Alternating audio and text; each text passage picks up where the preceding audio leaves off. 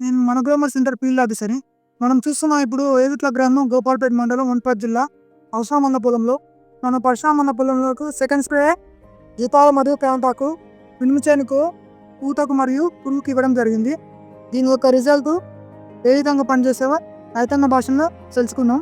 నమస్కారం. నమస్కారం. మేము మినుము చేను ఈసారి పెద్ద మొత్తంలో వేయడం జరిగింది.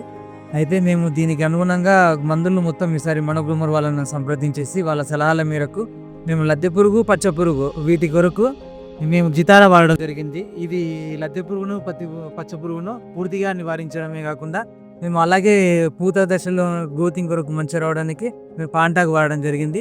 ఈ రెండింటి యొక్క పనితీరు మాకు చాలా మంచిగా మెరుగుపడింది. మా పొలం మొత్తం చాలా మంచిగా బాగుంది.